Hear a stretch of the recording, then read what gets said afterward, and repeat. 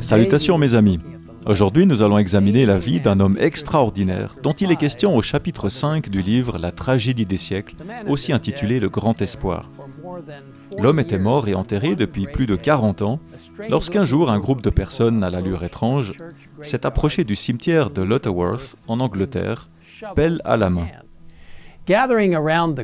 Se rassemblant autour de la tombe, un prêtre leur a ordonné d'exhumer les restes de John Wycliffe, un pasteur, orateur, diplomate, auteur et professeur d'Oxford très apprécié, mort le 31 décembre 1384. Déclaré hérétique et excommunié rétroactivement, l'Église de Rome a voulu se venger de ce réformateur précoce. Les os de Wycliffe furent brûlés et ses cendres dispersées dans la rivière Swift. Qu'avait-il fait pour mériter un tel sort? Pourquoi l'Église de Rome était-elle si déterminée à débarrasser la terre de ses restes? Parce qu'il avait osé dire la vérité et fournir la parole de Dieu aux gens dans leur langue maternelle. Un siècle avant la naissance de Martin Luther, John Wycliffe proclamait « Faites entièrement confiance au Christ, appuyez-vous entièrement sur ses souffrances, gardez-vous de chercher à être justifié autrement que par sa justice. » Né vers l'an 1328 dans une ferme d'élevage de moutons à environ 320 km de Londres, Wycliffe s'est révélé très tôt un excellent érudit au talent remarquable. Il avait aussi un amour profond pour Dieu.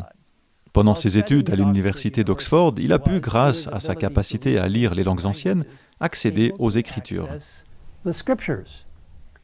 Ellen White écrit « Il trouva dans la Bible le plan de la rédemption et contempla en Jésus-Christ l'unique avocat de l'homme auprès de Dieu. Dès lors, se donnant tout entier au service du Seigneur, il prit la résolution de proclamer les vérités qu'il avait découvertes. » Wycliffe était consterné de voir comment l'Église de Rome avait abandonné la parole de Dieu pour la tradition humaine. Et il insistait pour que les Écritures soient mises à la disposition du peuple et que leur autorité soit à nouveau établie dans l'Église. Ce fut un puissant docteur, un prédicateur éloquent, écrit Ellen White. Sa connaissance des Écritures, la puissance de son raisonnement, la pureté de sa vie, son courage indomptable et son intégrité lui gagnaient l'estime et la confiance de tous.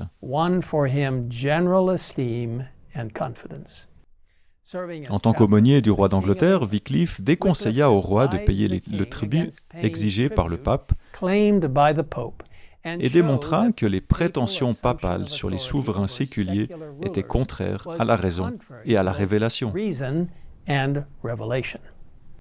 Il s'est également élevé contre les méfaits des nombreux frères catholiques qui pullulaient en Angleterre, vendant des indulgences, exigeant l'aumône et vivant somptueusement, tout en dépouillant le pays et le peuple de ses richesses. Wycliffe commence à écrire et à publier des traités contre les frères, orientant l'esprit du peuple vers les enseignements de la Bible et de son auteur. Wycliffe est nommé ambassadeur royal et sert pendant 2 ans aux Pays-Bas, où il défend l'Angleterre contre les représentants du pape venus de France, d'Italie et d'Espagne. Il a beaucoup appris et une fois de retour en Angleterre, il a continué à défendre l'importance de la Bible, proclamant que les dieux de Rome étaient l'avarice, l'orgueil et le mensonge. Le pape envoya bientôt 3 déclarations publiques, connues sous le nom de bulles papales, en Angleterre, exigeant que ce maître de l'hérésie soit immédiatement réduit au silence. Dieu est intervenu pour protéger son serviteur, et bien que l'Église de Rome ait tenté à plusieurs reprises de mettre fin à la vie de Wycliffe, aucune n'a réussi. Même lorsqu'il semblait être sur son lit de mort, Wycliffe est resté fidèle. Pensant que ce soi-disant hérétique succomberait à une maladie grave, les prêtres et les moines se précipitèrent à son chevet. « Vous avez la mort sur les lèvres, lui dirent-ils. Soyez touchés de vos fautes et rétractez en notre présence tout ce que vous avez dit à notre détriment. » Le réformateur écouta en silence. Puis, se levant sur son siège et regardant ses tourmenteurs droit dans les yeux, il répondit d'une voix ferme et forte, « Je ne mourrai pas, mais je vivrai, et je raconterai les forfaits des moines. » Les paroles de Wycliffe s'accomplirent. Il vécut assez longtemps pour voir entre les mains de son peuple l'arme que l'Église de Rome craint le plus, l'instrument céleste destiné à éclairer, à libérer, à évangéliser le monde, la parole de Dieu. Ce fut la première traduction anglaise de la Bible jamais réalisée. Bien que Wycliffe se soit clairement prononcé contre l'Église de Rome, les papistes n'ont pas été autorisés à faire de lui un martyr.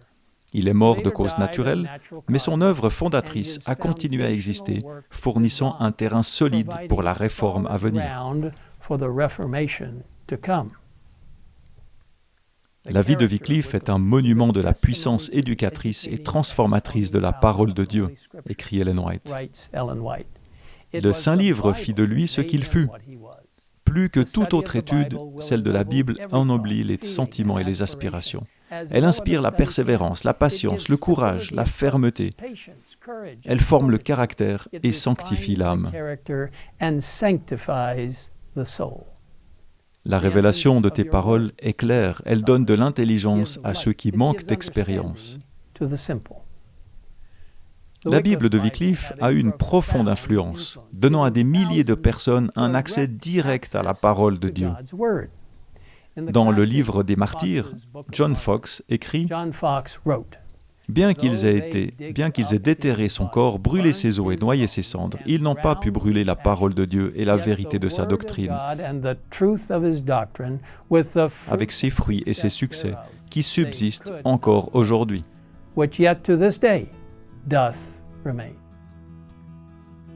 Remercions Dieu pour le travail de Jean Wycliffe et de bien d'autres qui sont restés fidèles à Dieu, quel qu'en soit le prix.